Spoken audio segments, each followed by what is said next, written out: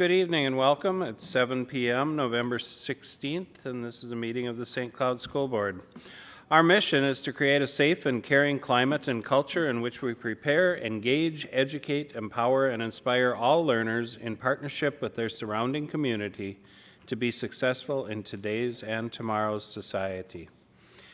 Mr. Mose, would you please lead us in the Pledge of Allegiance?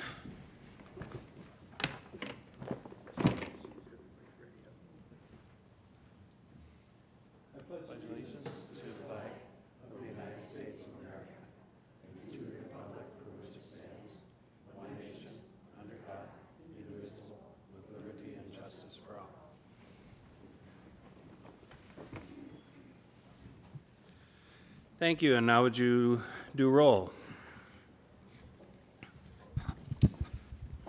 Bruce Hentges. Here. Monica Segura Schwartz. Here. Bruce Mose here. Al Dahlgren. Here. Jerry Von Korf. Here. Jeff Pulrice. Here. And Shannon Hawes. Here.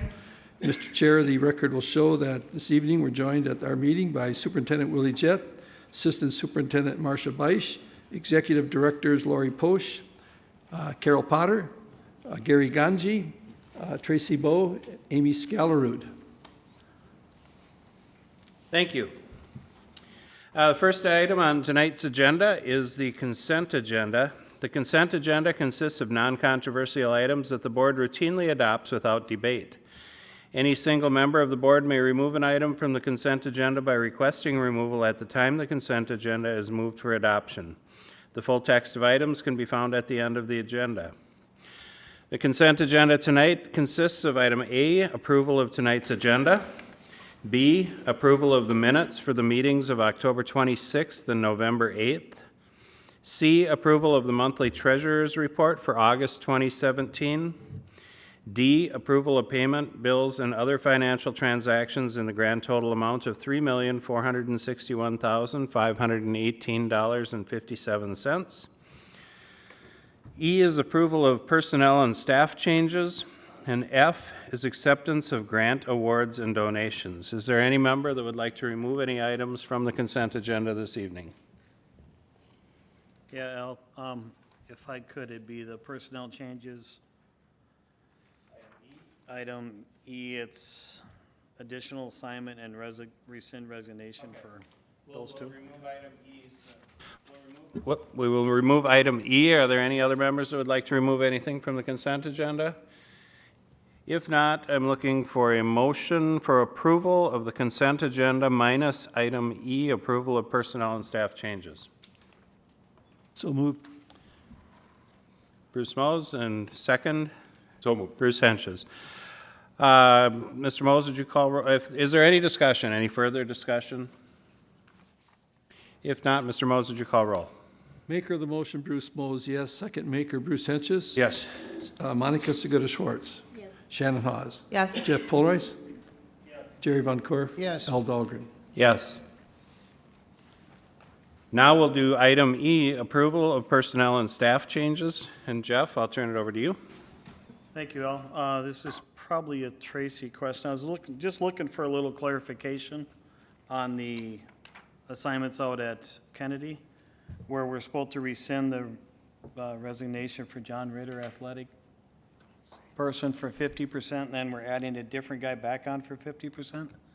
So what happened was Dan Schaefer was the full-time athletic coordinator, and he was going to resign his position, and then they reached an agreement to have two employees share it to make it more manageable. So you see it being added to one, and he'll go down to 50%. Mr. Schaefer, and Mr. Ritter comes on as 50% of that position.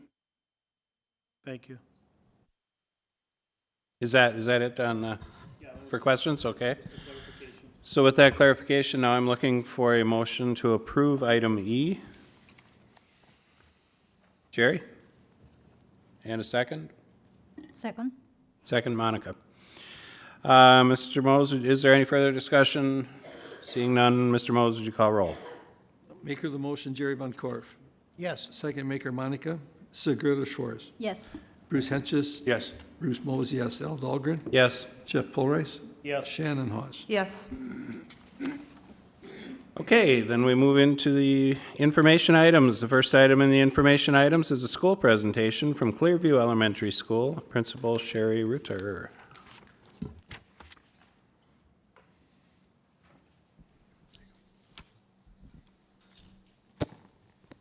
Welcome, Sherry. Thank you. Good evening, Board Chair Dahlgren, members of the board, Superintendent Jett. I'd like to thank you for this opportunity to share a little bit about Clearview. We are a pre-K through grade 5 building, which is new to us this year. Our 6th graders were moved to South Junior High, so it's the first year that we don't have 6th grade. We have approximately 450 students, and that is inclusive of preschool. We are a building that has parental choices for our children's education. Preschool is a choice, and classroom is also a choice, being that we have English classrooms, or a parent and family may choose Spanish immersion for their child. I have to say that whatever program a family chooses, we have fantastic staff in both of our programs. About 97% of our students have fewer than 15 days absences, and 98% of our students to date have 0 or 1 office referral within the first couple months of school. We continue to be very positive and focus on all the great things students do every day to encourage positive behavior. The information that you're seeing is a little bit about our MCA data. That is for the all student population. Reading, 66.7% of our students were proficient in reading. 66.4% of our students were proficient in math. And then science, and I'll just remind you that science is only for 5th grade. 75% of our 5th graders were proficient in science. I'd like to share just a few highlights where we set some goals last year and had a focus. We put a focus on our 6th grade students last year to increase their scores, and they truly met that challenge. In reading, 72% of our 6th graders were proficient on the reading MCA, and that was an increase of about 15%. And then they also had an increase of about 22% in our math MCAs. Those students are now at South Junior High. Almost 80% of our 4th graders, it was like 79.7% of our 4th graders, were proficient on the math MCA. And then we put a focus on special education as well as free and reduced lunch. And both of those subgroups had increases in both reading and in math. We took a look at STAR, and when we looked at our STAR, we saw that 64.7% of our students had medium to high growth in reading, and 65.7% of our students had medium to high growth in math, and that is K5. Actually K6, because it was last year. At Clearview, we are engaging our students in learning and inspiring them to be productive members of our community through a variety of practices, which I would like to share with you at this time. One of the things that we're working on is just creating that welcoming environment at Clearview, and this is a picture of our entryway. And we just thought, what better way to create a welcoming environment than to display student artwork and keep the art inspiration alive in our young people. One practice of engagement as well as inspiration is robotics. It is truly a hit at Clearview. Our students are engaged and they are highly inspired by working on coding skills and then matching their coding designs with their robotics. These activities are teacher facilitated, but they're student led. They work in small groups, students work in small groups to design specific codes for their robots to read. The students have great inspiration watching the robots read the design that each of their groups have created. As an onlooker, it's truly exciting to watch the head-to-head interaction and the very, very high engagement with these hands-on, high student interest lessons. At Clearview, we absolutely love our music and art programs. This is a hands-on art project for Unity Day that our counselor designed. It was integrated into every student's daily routine at every grade level. In the end, we have a very large banner that was created, hanging in our library, and has every Clearview student's handprint on it to show our unity and kindness toward one another. Music and art are integrated into our daily routines, including music in our daily announcements, keeping students inspired in these areas. Whether students are playing instruments, singing, drawing, painting, or creating projects, all are highly engaged in the learning process. We also work to integrate our fine arts into the curriculum. This is a picture of a student and her drawing, as well as some of our 5th grade students in their orchestra lesson. Environmental education has been a big focus at Clearview. We do have our 50-plus acres of forest at Clearview. We were named a state forest in 1977. Over the years, there have been many tree plantings, but very little control of the removal. Recently, with the lead of Andrea Coulter, a Clearview teacher, and Bernie Manifold, a Clearview paraprofessional, along with several resourceful parents and community members, we're getting our forest back under control with burns, removals, and native plantings. With all these projects underway, many groups such as the DNR, the Eagle Scouts, Clear Lake, Clearwater, and the surrounding area citizens have partnered with us to create and maintain a beautiful environmental educational area that's accessible to our students and to our community. This has been an area of focus for us this year with staff and students. This is a picture of our staff out in the middle of the forest, which has a prairie area, and they are gaining knowledge of all the options that are available to them to teach our students. After doing some adult learning, environmental education is being delivered to our students through the use of the Clearview Forest. Students are engaged and inspired by a variety of career opportunities that come with the environmental education, as well as the endless responsibilities in the upkeep of our forest. I would also like to point out that our Clearview Forest project has received public attention from the Minneapolis Star Tribune, and we are very proud of that.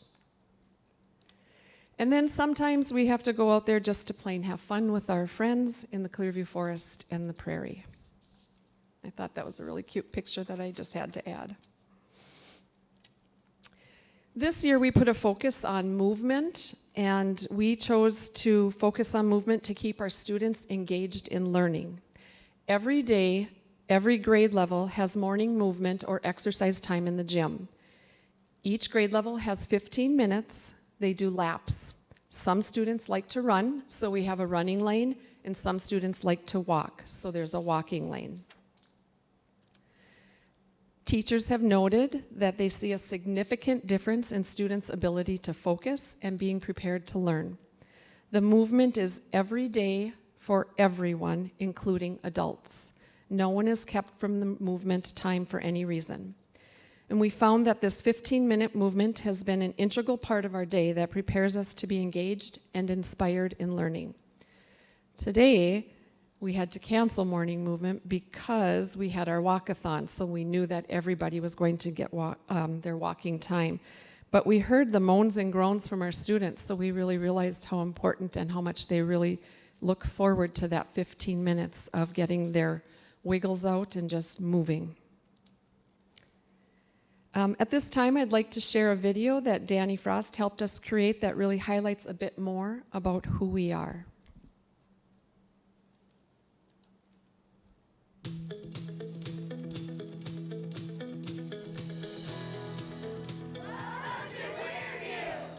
Through our collaborative efforts, we at Clearview inspire each other to do our very best in school every single day. And we engage by reaching out and being kind to our Clearview families and friends. We love coming to Clearview because because our kids are so involved with the Cinco de Mayo. We get to meet other family members. They get to see their friends outside of the classroom. They have the skating place nights where they get together and celebrate the fall. The forest we love. Well, the purpose of our forest is to teach the children about nature and to teach them about what we have right in our own site here at Clearview. Today we are going to be taking the children out. We're going to be looking at the prairie, looking at some of the grasses. We're going to be moving some of our cedar chips to our memorial and our veterans garden. And it's just to get the children more acquainted with this wonderful resource that we have here at Clearview. Had the chance to discover and work with the robotics. They have been absolutely 100% engaged. They're excited to work with each other. They've been problem solving. They have been, the most exciting part for me is when they say, Miss Clymer, look what I figured out.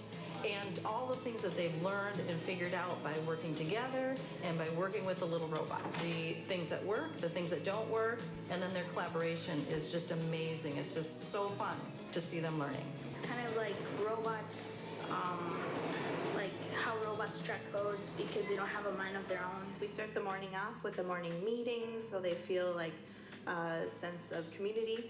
And then we continue with our lessons so that students, they do think, pair, share, where they think of an answer, share it with a partner, and then after they've had that time to talk, they are able to volunteer to have an answer brought forward to the class. That kind of boosts their confidence. Clearview engages me to learn of working with the teacher, my friends, some other kids in my class. I like to create games for students where they can have fun, but they're still getting the curriculum and the academic content that I need them to.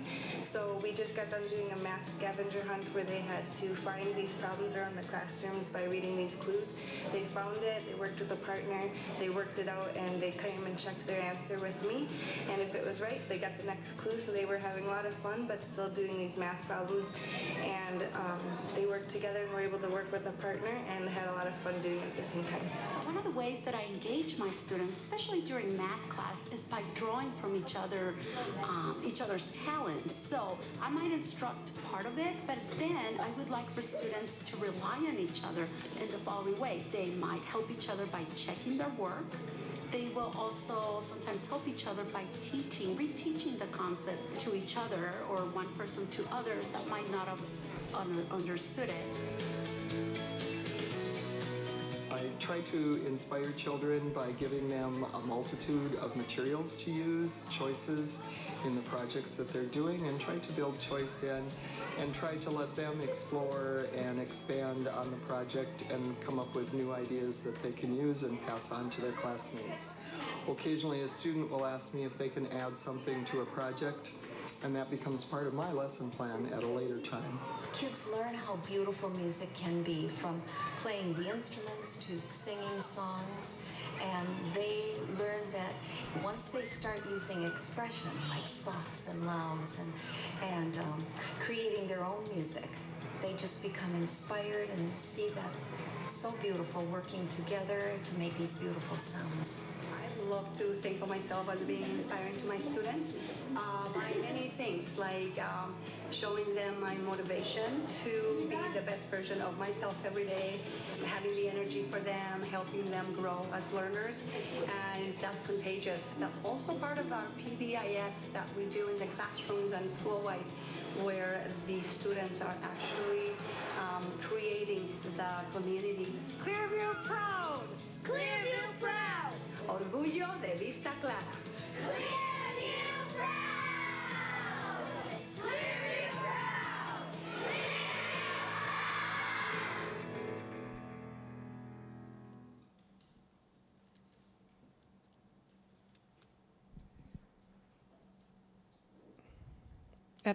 Again, I would just, it is the end and I can't get it to advance, but I would just like to say thank you on behalf of Clearview Elementary students and staff for this opportunity to share a little bit about our Clearview story.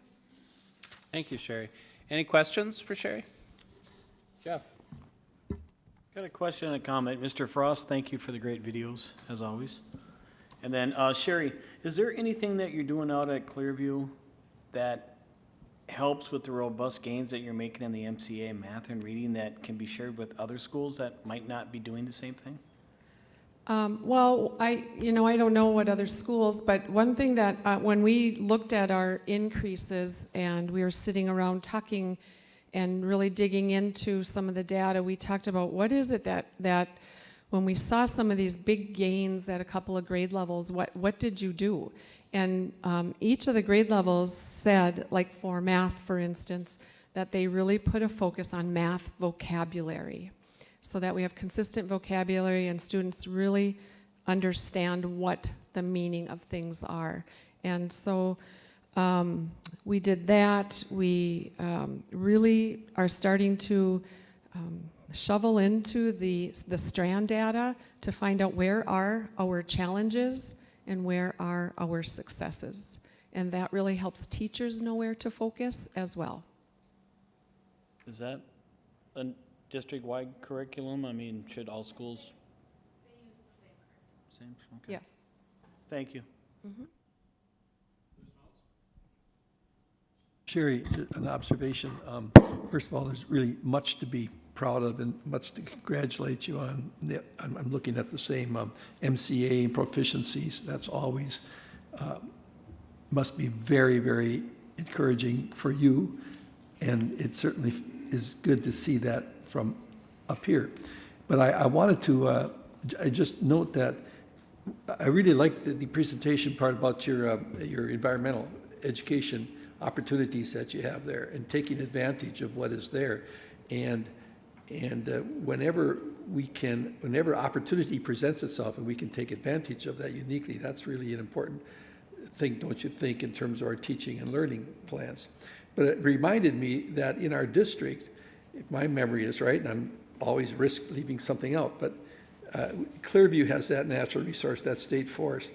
Oak Hill has the big woods.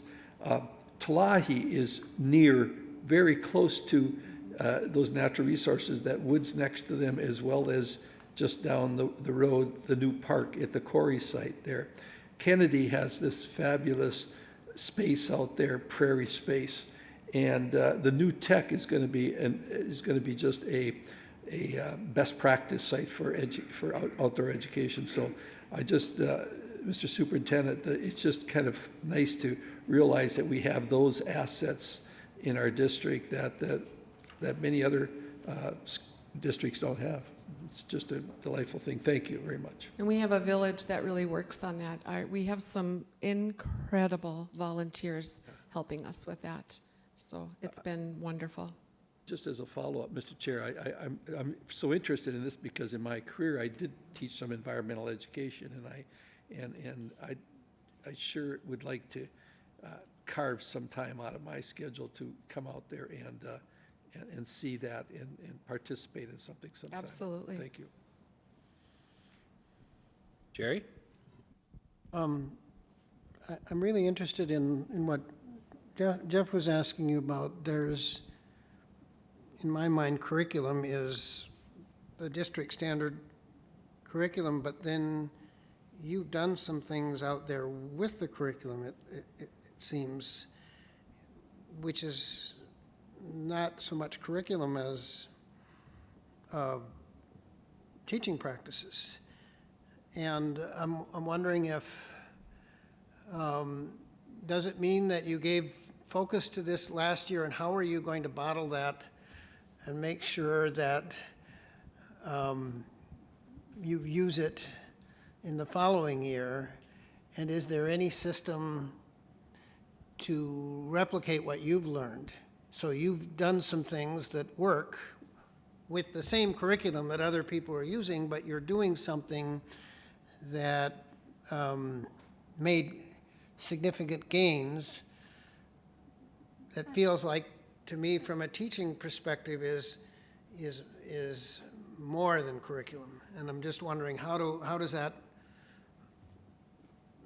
that stay in use next year and the year after that and year after that, and how does it find its way to other schools? I think we just learn from each other. I think other schools too are, the use of our data teams and our professional development allow us the time to do that.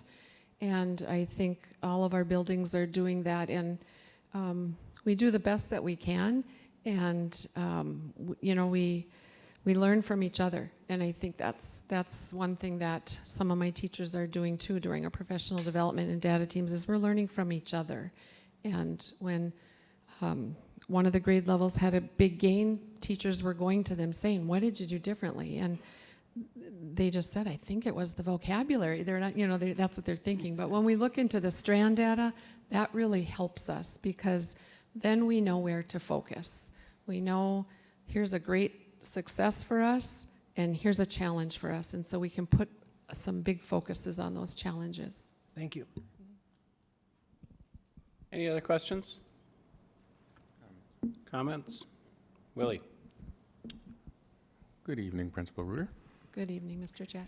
And so one of the things I just want to add to that, because the question that I heard Mr. Polrice and Mr. Von Korf ask is, how does that translate? A, what are you doing differently? And B, how does that carry over year to year? And C, do you share that with other buildings? And so Sherry definitely talked about the professional development, talked about the data teams, and we also have that same thing happening with our principals. And so our principals have the opportunity to share with each other the different successes that they're having. I'm not going to say it's completely competitive because we try to take that away, but at the same token, the principals are sharing their data with each other about what's going on in their building. And so they're held accountable to that. And so they're having that constant discussion. The thing I wanted to add, Sherry does a wonderful job, and we're appreciative of the fact that she's an instructional leader at a school that has an immersion program. And that's not easy to do because that's two different tasks. Some people will say that's one, but that's two different tasks. She's also done a very nice job developing relationships within the community with all the different stakeholder groups, from city officials to people that you saw on video coming in to offer their assistance and to partner and to collaborate with her school community. And that's just a couple things that I just want to make sure I pointed out, say thank you for that. Please continue doing what you do. And that's just things that we talk about from different aspects. So thank you, Sherry. Thank you. Mm-hmm. Thank you very much for the presentation. Clearview is certainly a shining star in our district. Next on the agenda is a summary of the November work session, and that's Dr. Marcia Beisch. Good evening, Chair Dahlgren, Superintendent Jett, and members of the board.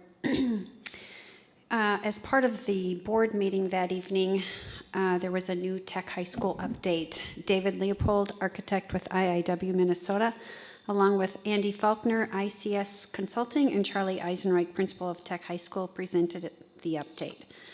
Principal Eisenreich shared a summary of the interior finishes meeting that he and 5 Tech High School staff members recently attended at the Cunningham Group offices to take a look at things like tile, carpeting, granite slab, ceiling, wall accents, and so on.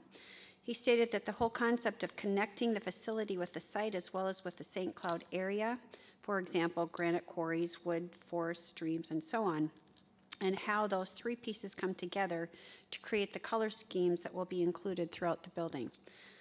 Principal Eisenreich also shared that several subgroups have been meeting since last spring to determine the design and components in specific areas of the building, such as Science Lab, CTE, Family Consumer Science, and so on. There are 2 district-level committees, the Secondary Scheduling Committee and the High School Programming Committee, that are working together with Teaching and Learning Department, and together they are gathering information, doing research, and conducting surveys to determine the needs of our new 21st century high school. Andy Faulkner reviewed the 50% construction document estimate survey, provided a permit schedule update, as well as a summary of the items included in bid packages 1 and 2. He also presented information on the work to be included in bid package 3. Mr. Faulkner also provided a construction update, sharing photos of the site grading, North Access Road, and building progress. Work on underground utilities was to begin this week. The work session included an update on the Quarry View Education Center Preston Earl, President and CEO, and John Meyer, Senior Project Manager, with R.A. Morton, presented an overview on the construction progress of the Quarry View Education Center, sharing a series of photos and commentary of progress to date, including information on exterior and interior framing, installation of concrete floors, roofing process, and window installation.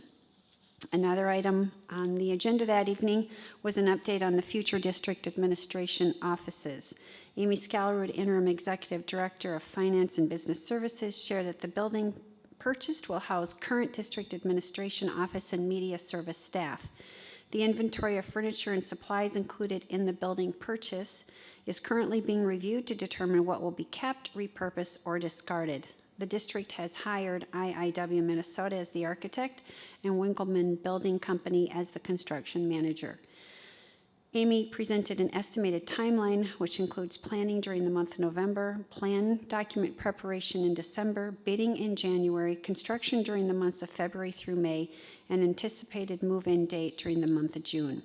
Next steps will include work with the architect, construction manager, and district staff to finalize the building layout and design. Ryan Cox, then Director of Technology, then presented an update on Inspire for Learning. He provided information on personalized learning as well as professional learning for staff. Self-guided online courses are being reviewed for grades 9 through 12, specifically in digital learning environments. Gamification is being piloted in grades 6 through 8. Micro-credentialing is something that is being looked at in the future for students and staff, grades K through 12. Mr. Cox stated that we are looking to building these three areas over the next year or two. Tracy Flynn Bowe, Executive Director of Human Resources, shared the updated district organizational chart, which can be found on the district's website. She stated that the most significant change was in the structures of the Executive Director of Finance Business Services and the Executive Director of Operations positions. Thank you.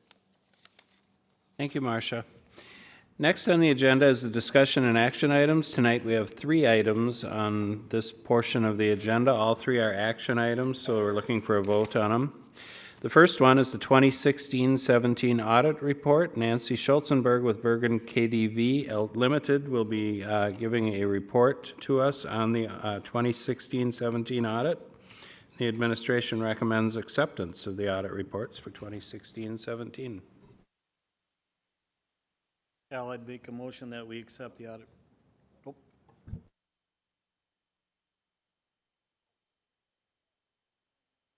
That's okay. Good evening, everyone. Yep, we can do that. Yeah, he has twice already, actually. So thank you for giving me some time to talk about the results of our audit for the fiscal year ending June 30th, 2017. As auditors, our ultimate goal for the audit is to provide an opinion on the financial statements, and we are issuing an unmodified opinion for the year ended June 30th, 2017, which is the best opinion that we as auditors can offer you. It's a clean opinion, if you will, basically indicating that the financial statements are fairly stated in all material respects based on our audit. In addition to that independent auditor's report that covers the opinion, we have several other pieces of communication that we're offering the district as well.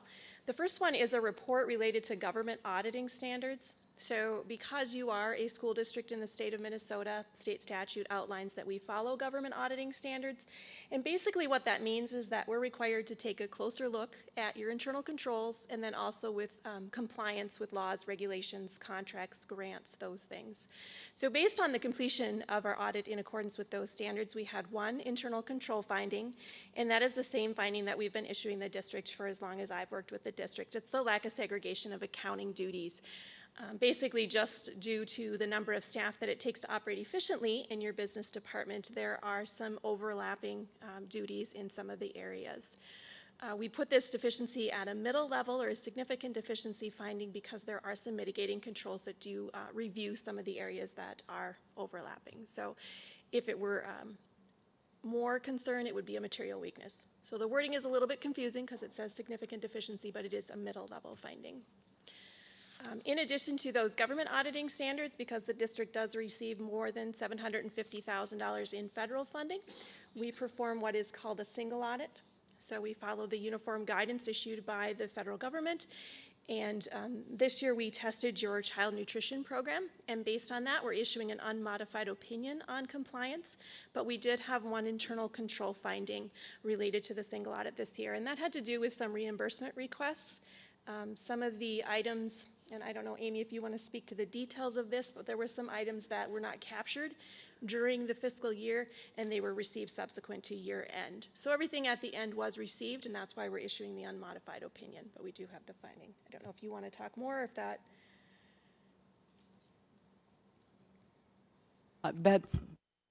That's basically the sum of it.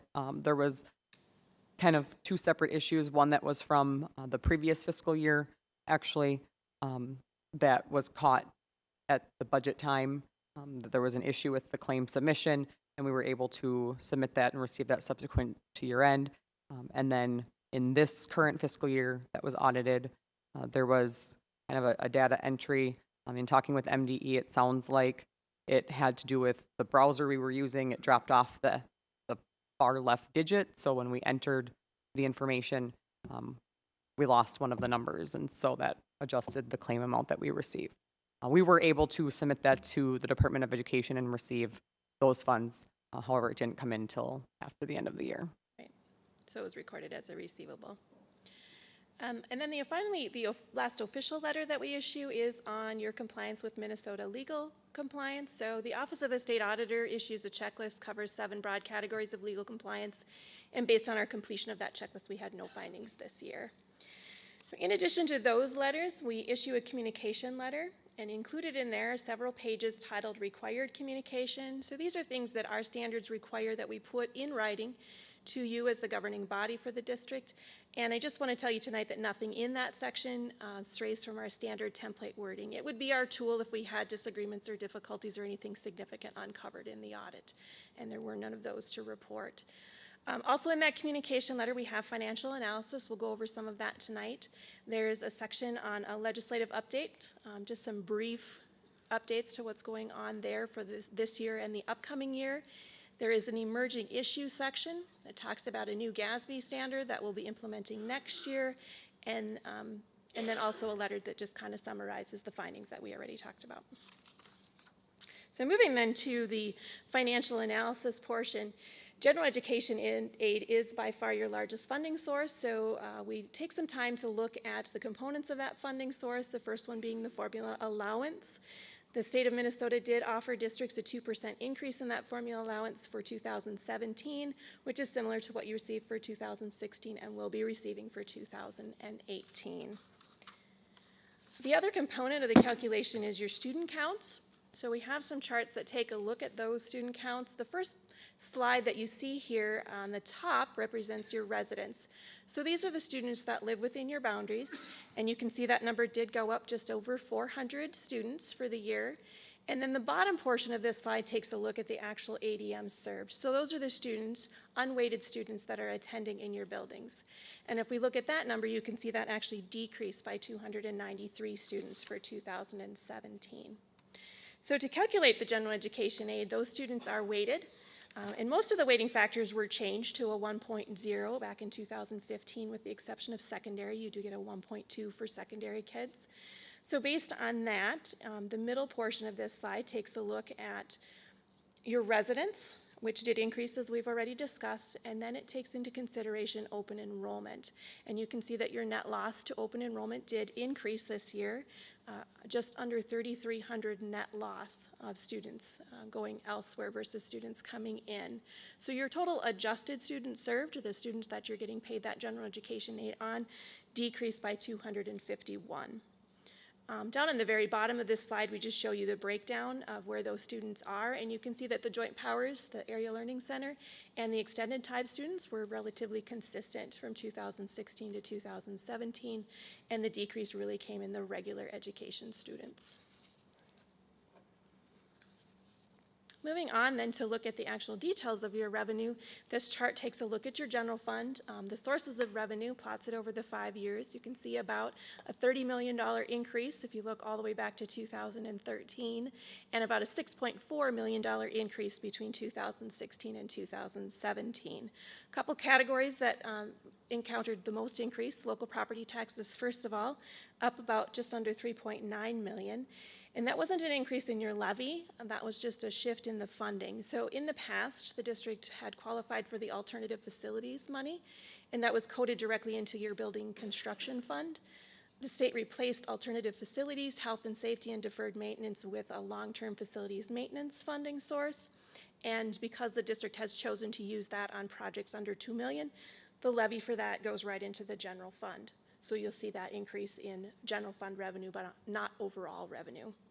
And then the other increase came in the state sources, up just over $2 million. Part of that is the 2% formula allowance, offset by the decrease in students, and then also an increase in your free and reduced lunch counts and the English learners, where you're paid a little bit more general education aid on those students.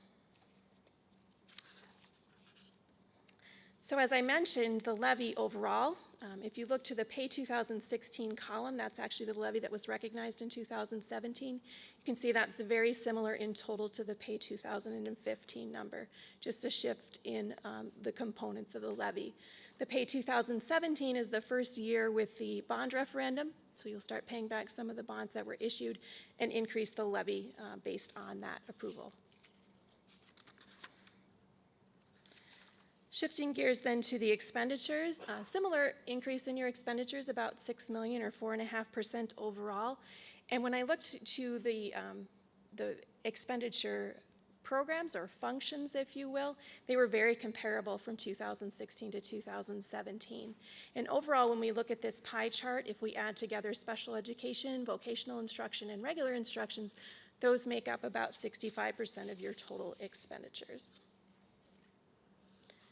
So one way we can compare the St. Cloud district to other districts across the state is to look at expenditures per student served. So that's what this chart is doing. On the top, you can see for the general fund, you spent in 2017 $13,713 per student served. That is up from 2016 simply because you had an increase in expenditures and a decrease in enrollment. So the formula works that way. If we kind of look into the components of where you're spending your money, you can see some variances, and we have to look back to 2016 for that in the bottom chart. 2017 information statewide is not yet available. So you can see where the St. Cloud district varies, a couple of categories, regular instruction being one of them, and then offsetting that is the special education instruction. So you can see your over statewide averages for special education and therefore under statewide for regular instruction. The other variance comes in the instructional support services. That was 1,044 in 2016 versus 707 statewide, and increased to 1,333 for 2017. And that has to do with some of the one-time items you're undertaking regarding curriculum and textbooks for last year and this year. And some of the one-to-one devices are also included there. So future years, we would expect that to kind of shift back down. And then the sites, buildings, and equipment is the other category that's a little bit over the statewide average, and that just has to do with the projects that you've been encountering the last couple of years in your district that probably aren't similar to statewide. The next chart takes a look at the general fund operations, and I would like to remind you that this does include transportation and capital, so all of those are included in this chart. You can see the increases in revenues and expenditures that we've already discussed, allowing for excess expenditures of $3.3 million. You'll see insurance recoveries. That was the last payment for the Roosevelt building coming in the year. So you overall decreased fund balance by about $860,000 for the year. If we look to the components of that fund balance, there are some changes going on here. First of all, non-spendable represents money that is already been paid for prepaid items for next year and is not available for future spending. Below that, we see restricted categories. Those correlate with the state mandated reserves. Couple of changes there. If you look to the health and safety line, that's been in a deficit each of the years presented here. And as I mentioned earlier, that funding is going away individually. So the increase that you see in that category was really a levy adjustment, and you'll see levy adjustments next year to zero that balance out. And then there is a new long-term facilities maintenance restriction that has to do with the new funding formula related to deferred maintenance, health and safety, and alt facilities. And then future projects, the assigned for future projects, that's where the local level of control comes in. And that money increased from last year with the Roosevelt settlement that came in 2017. So if we look at the biggest change on this chart, it comes in that unassigned category with the spend down of fund balance. Right now, at the end of the year, that represents about 6.7% of all of your expenditures for 2017. The next chart is another way that you can compare your district to statewide averages, and this is unrestricted fund balance as a percentage of unrestricted expenditures. This is what the state uses for their SOD calculation, and that's why we have overall state averages to compare. You can see that on the left is the green. That represents state averages, and it's around 20% each of the years that we're looking at. On the right, starting in 2014, you'll see a segregation. A kind of a brownish and a bluish section of that bar, and that has to do with the assignments that you've made. So that's included in unrestricted, but really is already earmarked for projects within the district. So we wanted to highlight what the actual unassigned number is compared to statewide averages, because what you have going on in the assignment is a little bit unusual. So if you look at that number, just the bottom portion, you can see that was 17.2 back in 2015, and is now down to 10.2 at the end of the year. And then we have one last chart on the general fund, takes a look at your cash balance versus your fund balance, and we include this to highlight the need for a fund balance. If you could look back to years prior to 2013, you'd see a picture of even lower cash balances. With the state balancing its budget with holding back more funds from the district. Starting in 2014, we've been back to a 10% standard holdback for the aids paid from the state of Minnesota to the district subsequent to year end. So you see a closer correlation with cash and fund balance. The last 2 years, it lines up very closely. Cash balance decreased along with the decrease in your fund balance. Moving then to your special revenue funds. First of all, the food service fund. You can see an overall decrease in your revenues. With the decrease in students, you had a decrease in the meals served in that program, and an increase in expenditures. This fund does have a fund balance, so more salaries that are actually occurring in this fund were allocated to the fund, and there were also some equipment purchases in 2017. That account for the increase.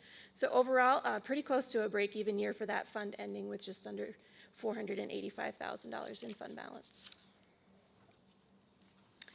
And then finally, your community service fund. You had fairly sizable increases in your revenues in this fund, overall up about 9%. Expenditures did not increase as much. The revenue increase and part of the expenditure increase has to do with absorbing the freshwater adult basic education program into the district in 2017. And you don't see the same increase because 2017 you were without a community ed director. So that would have decreased your expenditures overall. So the fund balance did increase by $458,000, and you have some sizable balances, and they're all positive in each of the components that the state outlines. You track those revenues. So I would anticipate a reduction in those going forward with the addition of a community education director. And that is the information that I have. Willing to take questions at this time if you have any. Questions? Monica. Hi, thank you very much for doing this. I was looking at your notes, and I can admit that I didn't finish looking, so maybe it's there. But when you were talking about the deficiencies in the balances and the roles or responsibilities of people that are looking at the accounts, did you also suggest that actions In the communication letter, there are several bullet points where the segregation issues lie. Whether or not the district decides to do something about that is really a cost versus benefit decision. So working with your business office to determine if there are areas that can be segregated. We look at a lower level, we look at those things and we discuss those on an annual basis with the business office as we see them. What you're seeing is a much higher level, would probably take some addition of staff or some significant shifting of duties to correct the things that are still there. I don't know if that helps. Okay. Other questions? Bruce? I just wanted to note then that this, of course, report has passed through finance and been thoroughly vetted in finance, and therefore it comes here understood by persons on our finance committee. Yeah. Thank you. Yes, it did go through Finance Committee, and it also went through the Community Finance Committee. So both got a chance to look at that. And if there are no more questions, we're going to be looking for a motion, but I do want to say there were some significant changes this last year just in the structure of the management of our district. And with Amy Scalarud replacing Kevin, that's a big change in a district, but yet we've still maintained the same rating and are coming out very clean with positive cash balances. And I mean, a lot of things look really positive. We're a very healthy district as far as finances are concerned, and that's a really difficult thing to do when you look at all of the money that flows through this district and all of the different programs that have to be covered. So congratulations to Amy in your first year for passing your first audit. That's a substantial accomplishment on your part. So we're looking for a motion to approve the 2016-17 audit. Can I try this again? Yes, you can now, yes. I will make a motion that we accept the 2016-2017 audit report as just presented. So we have Jeff and Bruce. And I will second it. So we have a motion and a second. Is there any further discussion? If not, Mr. Mose, would you call roll? Maker of the motion, Jeff Pulrice. Yes. Second maker, Bruce Henches. Yes. Monica Sigurder-Schwartz. Yes. Al Dahlgren. Yes. Bruce Mose, yes. Jerry Van Korf. Yes. And Shannon Hawes. Yes. Thank you. Thank you. Next, we're going to bring Amy Scalarud up to the microphone, and she is going to talk to us about rescinding a bid award for the Quarry View Education Center floor covering. The original award, March 23rd, 2017, for $60,200 with MCI. Amy. Yes. Good evening, Board Chair Dahlgren, Superintendent Jett, members of the board.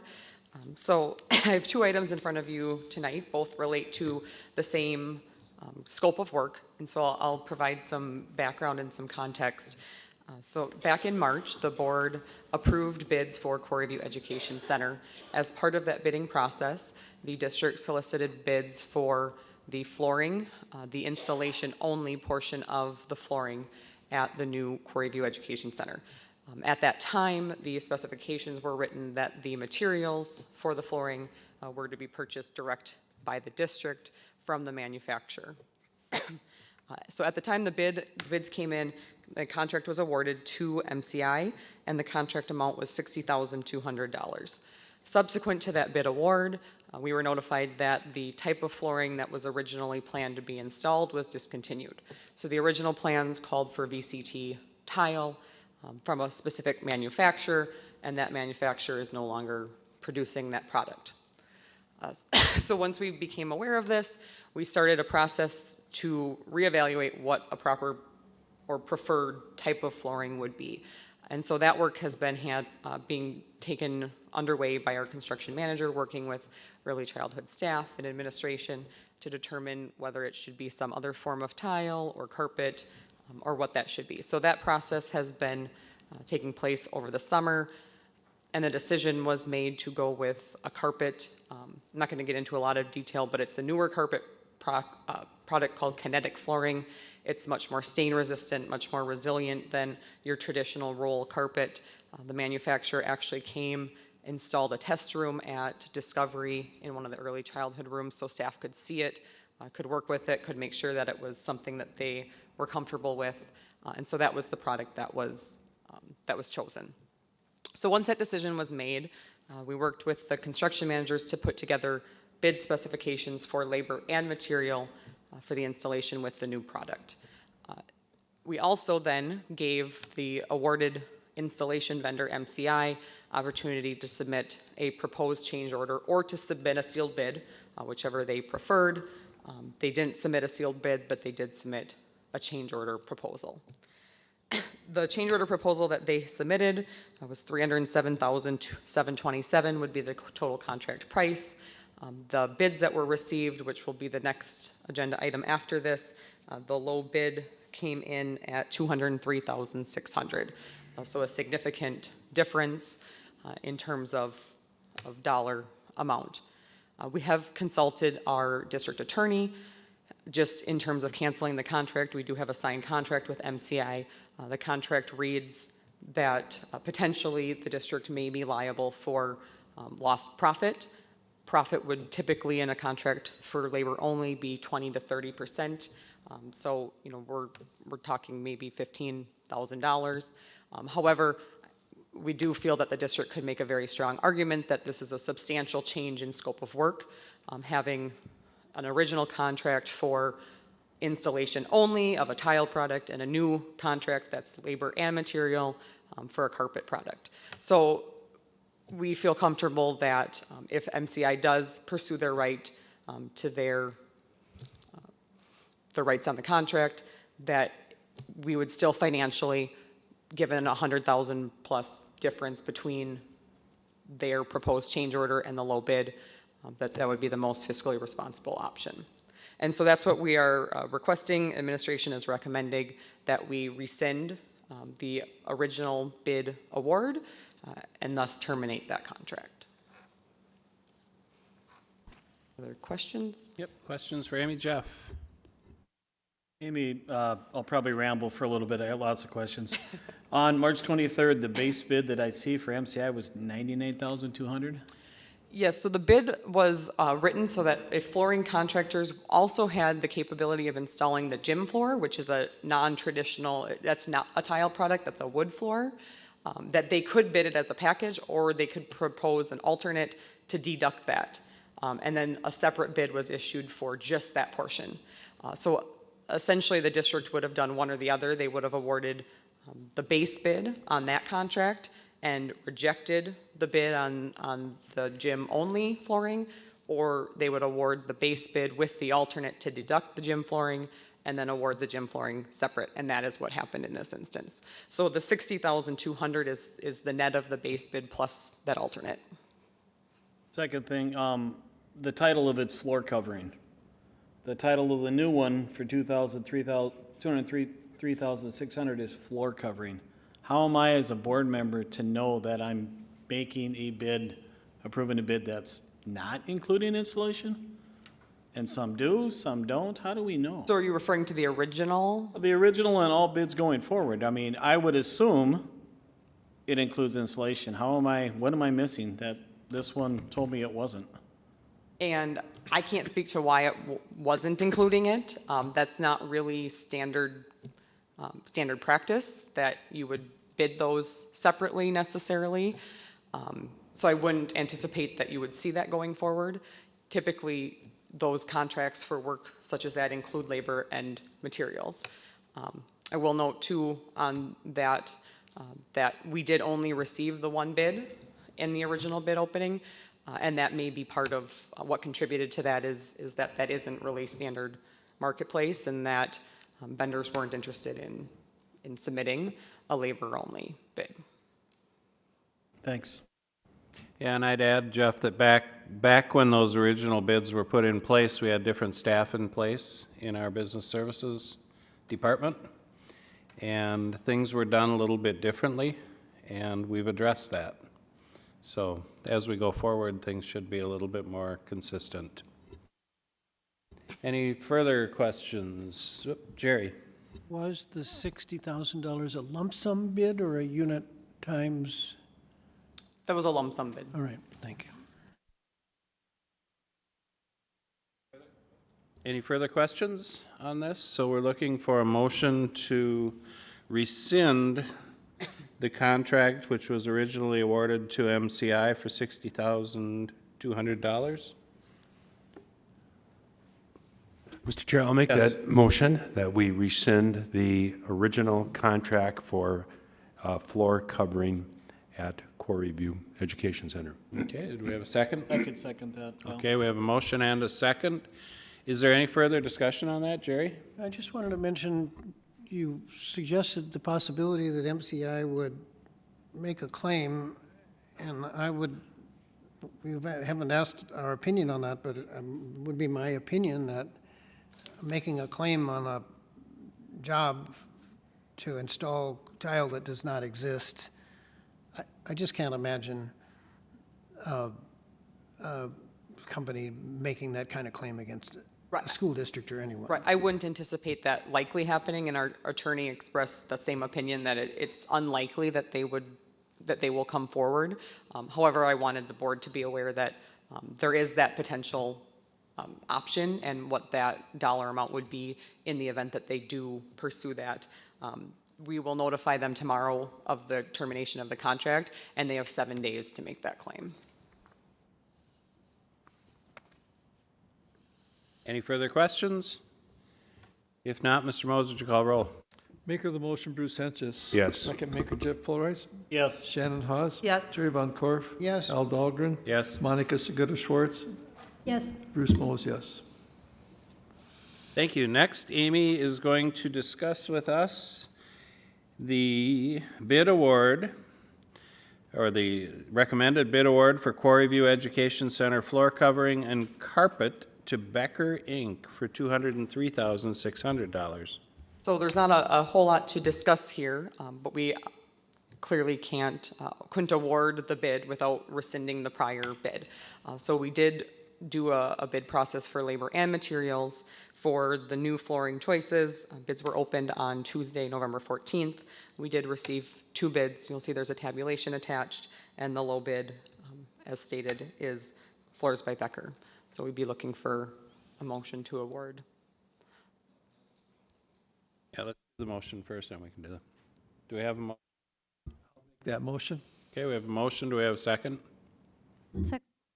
Motion and a second now. Jeff? Amy, you said it was opened on November 14th? Yes, on Tuesday. What's common practice? That's like a really quick turnaround, isn't it? It was a quick turnaround, and part of the delay was just the whole fact that we had to pick flooring. We wanted to make sure to give staff time to have that test run, have that flooring installed, and have a month or so of school before we actually released bids for the flooring type. So ideally, in a perfect situation, we would have had more time. This is kind of unique in the fact that normally this would have been bid and awarded in March, like the original bid was. Part of the rush in getting it awarded is price. The flooring industry is seeing price increases coming forward at the end of the month, and so we have a drop dead date to get the order placed by, or it would have significantly increased our pricing. Does this affect the timeline of Quarry View at all? Or? It does not, no. Thanks.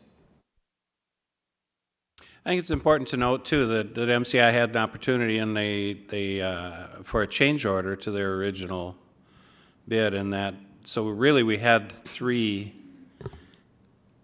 prices, or three sum total bids. Correct. One for, the MCI was 300, and what was it, 300 and? MCI was 307. Or MCI, 727. 307,000. Yep. And the one that we're awarding is 200? 203,600. So over $100,000 difference in that. That's a huge difference for the same product installed the same way. So, and the other thing that is important to note is carpet squares, not rolled carpets, so that they're carpet tiles, which is correct. It's the way things are done nowadays in commercial settings. But you Go ahead, Amy, I interrupted you. Oh, no, that's okay. Yeah, and I do want to be clear that when the request was given to MCI to submit a change order, it was clearly indicated to them at the time that we were also going to be doing a sealed bid so that we had something to compare pricing to, and that they were also welcome to submit a sealed bid if they would prefer to do it through that method. Okay, we have a motion and a second. Is there any further discussion? If not, Mr. Mose, would you call roll? Maker of the motion, Bruce Mose, yes. Second maker, Monica Seguda Schwartz. Yes. Bruce Henches. Yes. Jerry Von Korf. Yes. Al Dahlgren. Yes. Shannon Hawes. Yes. Jeff Pulrice. Yes. Thank you, Amy. Next, we move into the superintendent's report. Superintendent Willie Jett. Good evening, Chair Dahlgren, members of the board.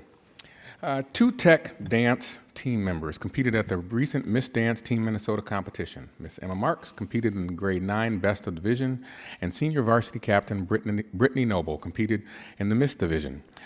Miss Noble was selected for Team Minnesota, which competes at the National Miss Dance Drill Team competition in April in Irvine, California. This is the 3rd year that Miss Noble has been selected for Team Minnesota. Also, tech graduate Tyrese Parker choreographed Noble's dance performance. And if you were watching TV this summer, he was actually on a national dance show as a choreographer and participated on If You Think You Can Dance. I believe that's the name of it.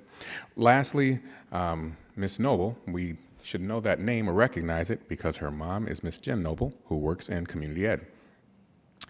Tech senior Brevin Spanford has been named a finalist for the Mr. Football Award, an honor sponsored by the Minnesota Football Coaches Association and the Minnesota Vikings to recognize the most outstanding football player in the state.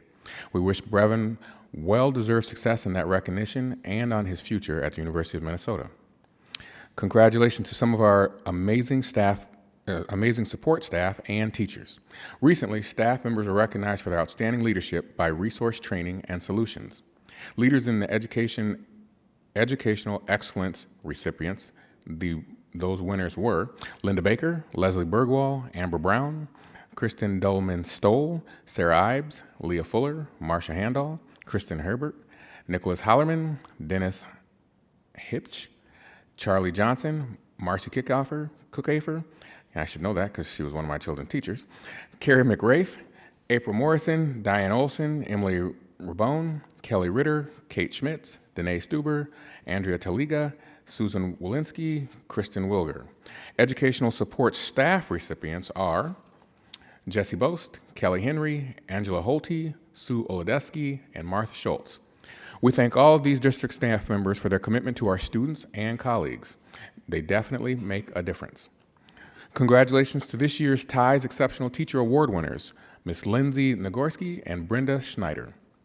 Lindsay is a first grade teacher at Madison Elementary School. She has spent many years exploring ways to bring creativity and engagement into her classrooms through the integration of technology. She is also a leader in the way that she shares both with her colleagues and virtually with educators anywhere. Brenda is a 6th grade teacher at North Junior High. She has long been an advocate for how technology can be a positive force for learning. She is known as a leader for how students can engage in digital learning environment through Schoology, and she also provides support for many of her colleagues at North as they explore innovation and teaching. Both of these teachers will be recognized at this year's TIES conference in December. Thank you to both Lindsay and Brenda for all that you do with staff and our learning communities. Another staff member, Ms. Jen Day, South Junior High Spanish teacher, was one of 3 Minnesota teachers to receive the We Act Award at Minnesota We Day on November 8th at the Excel Energy Center. Also, a North Junior High social studies teacher, Courtney Watson, was also recognized. And this year was another stellar year for We Act. The annual We Scare Hunger brought in an astounding 4,335 pounds of food for the St. Cloud community. Every October, the secondary schools participate in the food drive to end hunger. Each year, the students, staff, and community show their support by donating non-perishable food items. And this year's participating schools were Apollo, Tech, North, South, and Kennedy. And that concludes my superintendent's report. Thank you. Standing committee reports, Board Development, Policy, and Governance, Shannon Hawes. We have not met since our last Thursday board meeting last month, but I wanted to bring it to your attention, if you didn't notice, that Board Book now has additional features in it. We'll be moving to paperless board meetings. And on the Board Book agendas, you'll see links on there that was rolled out for this meeting, was our first one. And you'll have links on there for presentations and action items, consent agendas with some background information, and a new format. Some of this information that was included in your packet, all these links are on there, and you can see that if you look on the agenda on Board Book, and you'll see that ongoing now. Those were actually very helpful. Next, we have community linkages and engagement. Bruce Mullis. Mr. Chair, our last meeting was on Thursday, November 9th. In our linkage portion of the meeting, we had a presentation by Jeffrey Horton, a social emotional learning presentation, and it was quite a extensive and thorough discussion that Mr. Horton brought to us. And in fact, it was decided that we'll bring him back at our next meeting because there was elements of that we didn't have time to complete. So we will have Mr. Horton back at our meeting, and that will be on December 14th. In our engagement since our last meeting, there have been a number of items that have been engaged by members of the Linkage Committee. I attended the St. Cloud City Council meeting on October 23rd. And also on November 6th, I was present at the Unite Cloud Muslim Dialogue meeting. And then Mr. Polrice and I met with Mayor Kleiss on November 7th. That's part of our intention to meet with all the mayors separately in our school district. And so we are scheduling right now a meeting with Mayor Rick Miller of Way Park, and that will be in early December. And then just last night or yesterday afternoon, I attended the Hands Across the World Diversity Potluck Dinner over at the public library. I don't know if there's any other members of our Linkage Committee that have any other engagements to report. So we will then be meeting on Thursday, December 14th. And Mr. Chair, I also have the minutes, yes.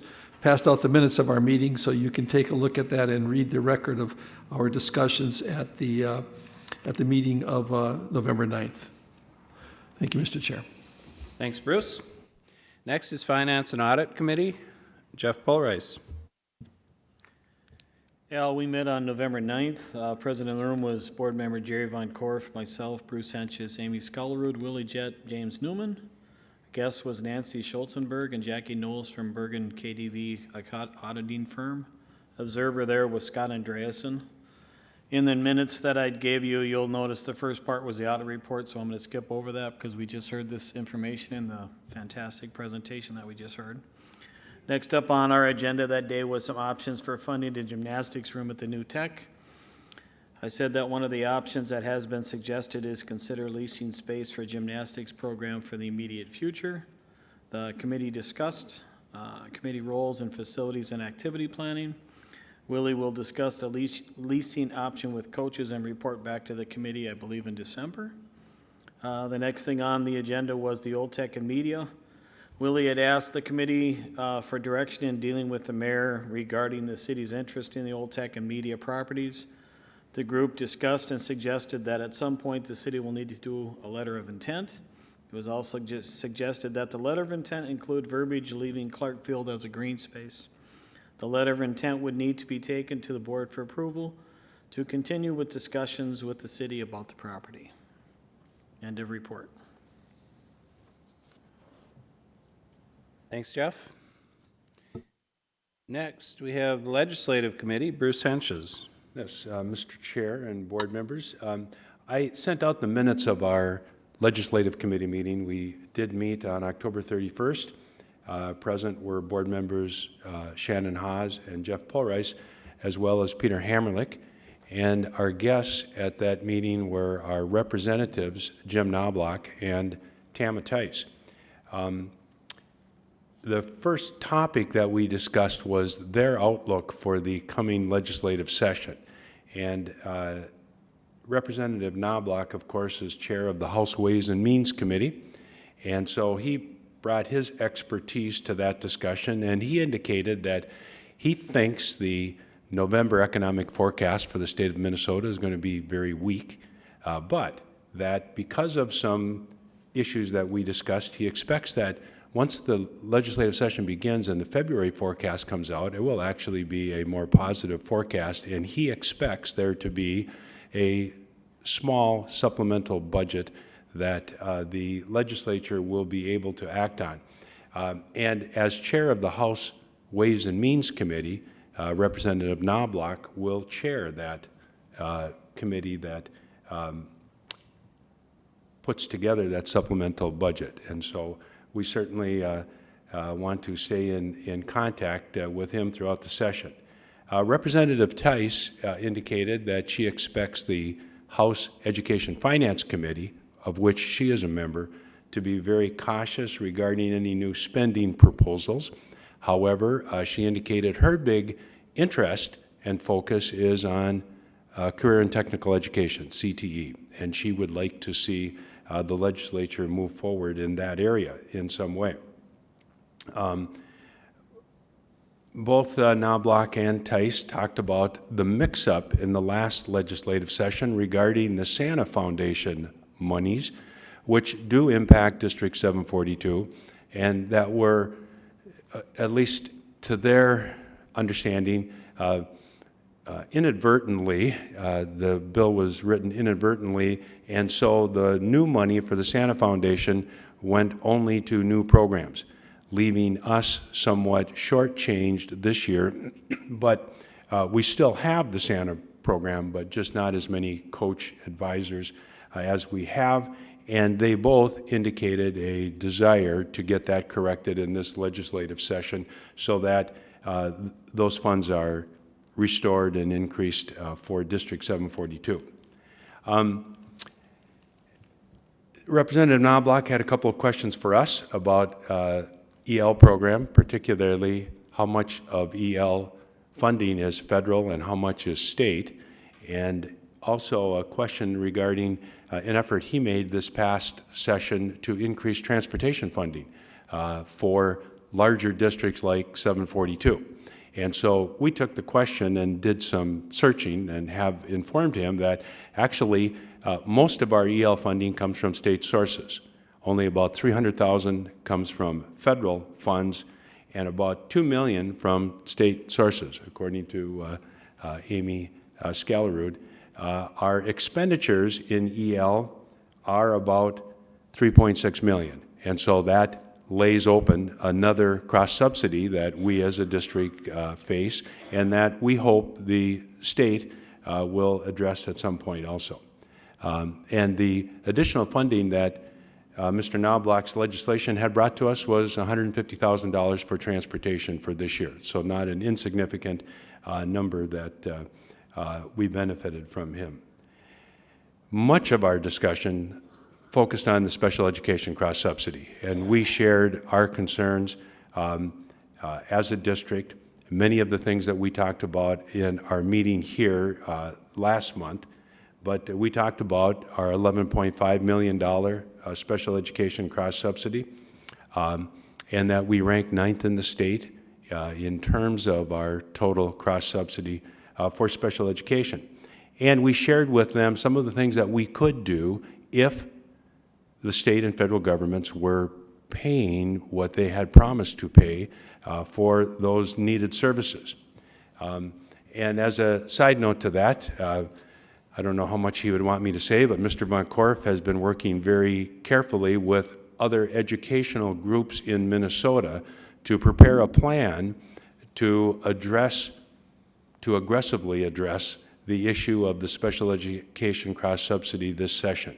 And we do have a meeting tomorrow morning of the AMSD Legislative Committee, of which I sit on, and I am aware that that plan is going to be discussed and is attracting a lot of attention. And I'm sure there will be more for us to talk about regarding that as we move forward.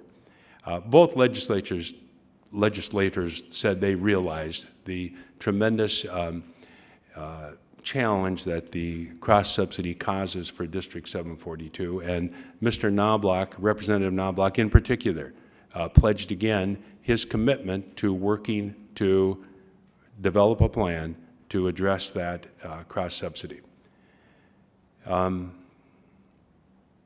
We then spent the rest of our meeting going over the draft of our legislative platform for District 742, and we shared our ideas with the legislators and got some of their feedback, tried to answer some of their questions about it.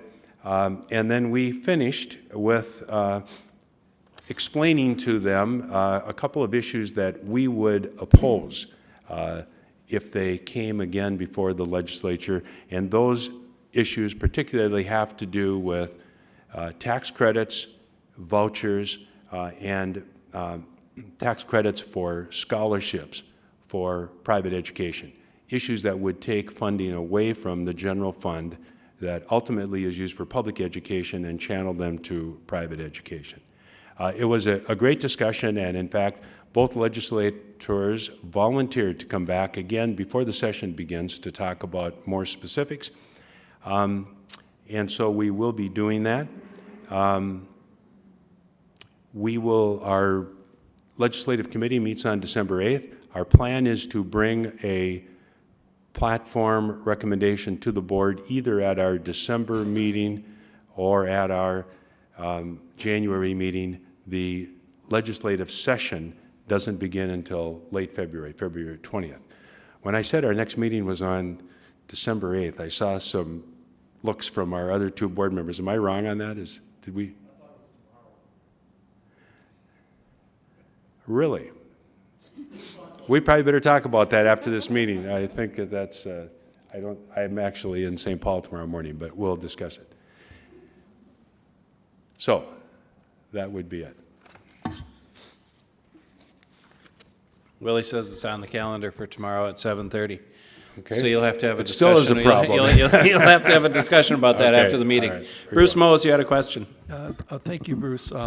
Excellent, and it's really helpful to hear you lay out these discussions and how they originate and how they get developed. Thank you very much. I just have one question, not particularly related to anything on your report, but what should any of us take away from, as it relates to education, today's Minnesota Supreme Court decision? Does that, in regards to the Dayton legislature veto, does that affect education in any way, or us? I don't know why it would affect education unless the legislature doesn't meet because they don't have any funds. I suppose that could be a problem. I presume that things will be worked out before the session begins, and that it certainly doesn't directly affect education funding, but I guess that was my question. There was nothing in that was education funding. Is that right? No. Okay, thank you. No. Is that the end of the report? Okay, and I'd just like to take a second and make a comment on of all of the committees. I think that the legislative committee over the last few years has evolved on this board to take a very, very significant role. And I'm going to give the credit to you, Bruce, who's been very immersed in the legislative committee and very immersed in going down to the Twin Cities and working with the legislature and also working with the local legislators. And I mean, I can't say enough about how important it is when we have representatives like Representative Knobloch especially, who's the chair of the Ways and Means Committee, a very, very powerful committee, one of the most powerful in the House, sit down with members of our district where we have real financial needs, I mean, versus some of the other districts that are very fully funded because they don't see the special education cross-subsidy.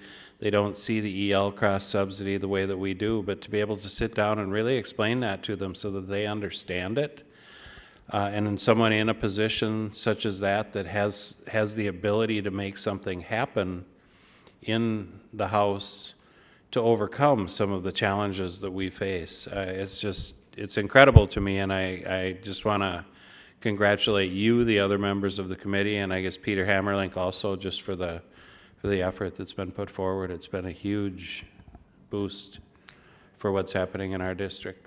I would just follow up and say it is very fortunate for our district to have someone like Representative Knobloch in a very influential position and very open to meeting with us at any time to discuss issues. And he not only meets with us, but he also meets with AMSD regarding the special education cross-subsidy. He is well aware of the challenges that is facing not just District 742, but other districts. So we really hope that maybe with some of the encouragement of Mr. Von Korf's plan and proposal, that we'll be able to move the legislature to address those. But all right, thank you. That's excellent. Personnel and Negotiations Committee, Monica Segura Schwartz. We didn't have a meeting last month, so we don't have a report. Thank you. And last, not least, is the Achievement, Integration, and Equity Committee, Jerry Von Korf. Thank you. Since I have the floor, I'll just follow up briefly on what Bruce said about the initiative that, the secret plan that we've been talking about. I do have copies for any member that would like, so if you're on the way out and you'd like a copy, I'd be happy to provide it.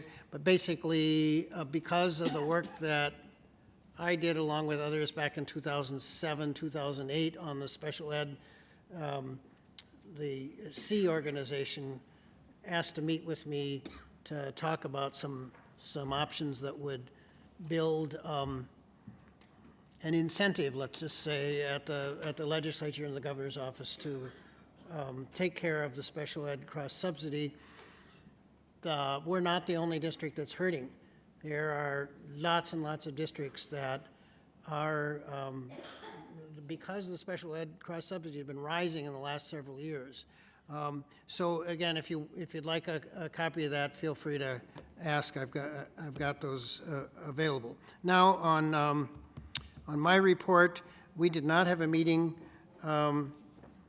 this last month. Next meeting will be on December 19. We're going to meet jointly with the DELT team to hear Attorney Paula Forbes, who Bruce Hentges put us in touch with.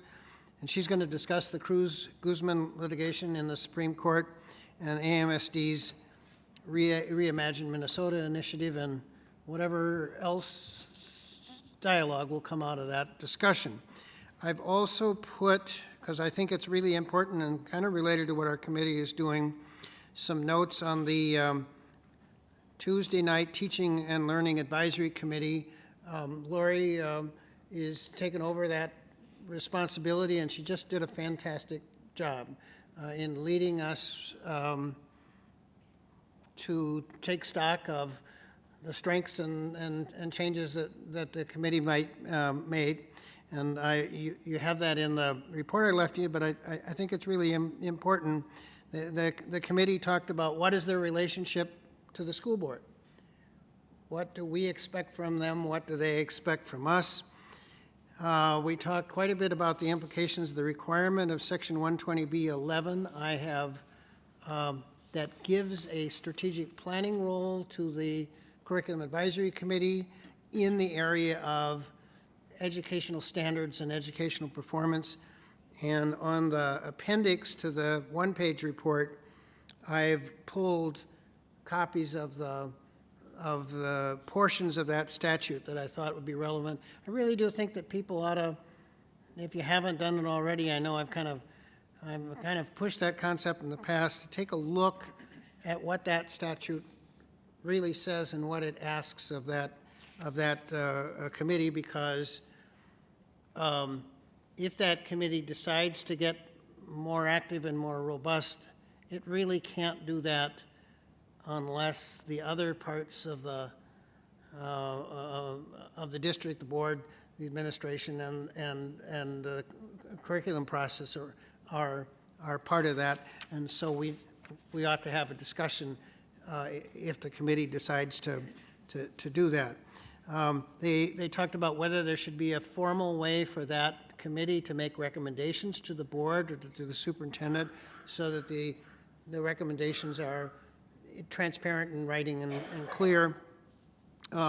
Several members, I think, getting excited with the dialogue that Lori stimulated, said, you know, if we're going to do this job, maybe we should meet more often. And I don't know that everybody was on board with that. There's a concern about promoting diversity on that committee. We need more men, and we also need non-white participants, and that's something that you know, I think needs some work. There was a discussion about what is the responsibility of committee members to report back to their schools if they're coming from a school, and do they have any responsibility to talk to their school about what they heard or how they're representing the committee. There was a request, hey, if we're going to do more, could we have materials in advance? And I think I heard Lori say, yep, we can do that.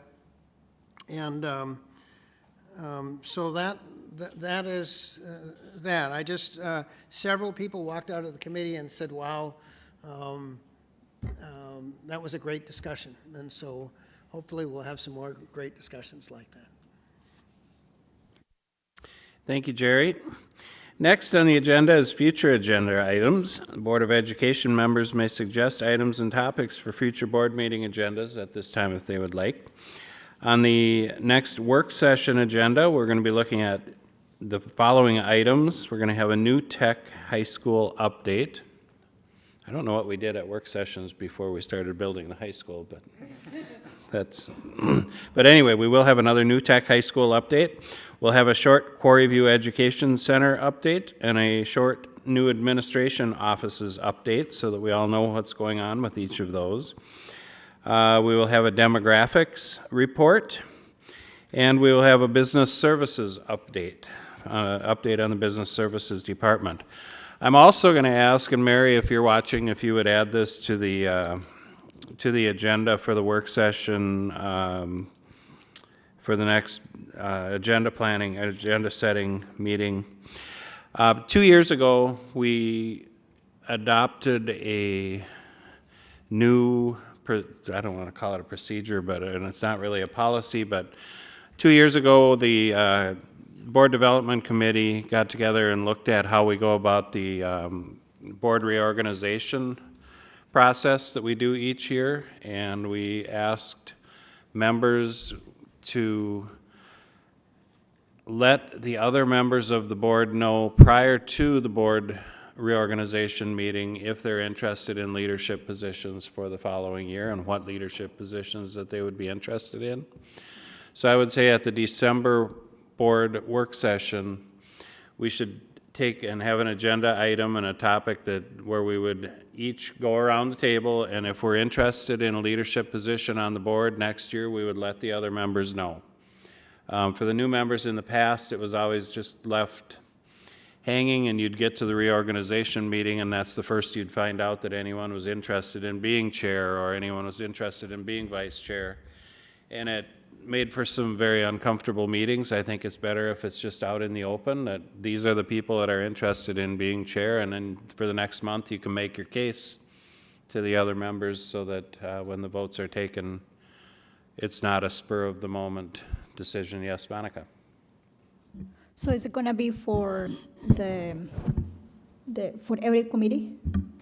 Not for the committees. The committees are appointed, the chairs of the committees are appointed by the chair of the board after the reorganization meeting. So what I'm asking for at the next meeting is if someone is interested in being chair, vice chair, treasurer, and clerk, those 4 positions. The board reorganization meeting. So But just you can say, hey, I'm interested in being chair, and you can leave it at that, and then for the next month, you can talk with other members and try to stir up some votes for yourself. And Yes, this Bruce? is what we did last year, that we rolled that out last year in December also. Yes. Yep. For those of us that were on the board then. Yes. Yep.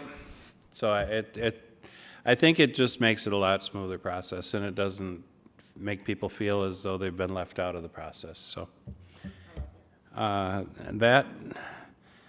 is there anyone else that would have any items that they would like to see in a work session, in a future work session, or in the next work session? Or if not, that is the end of our agenda, so the meeting is adjourned.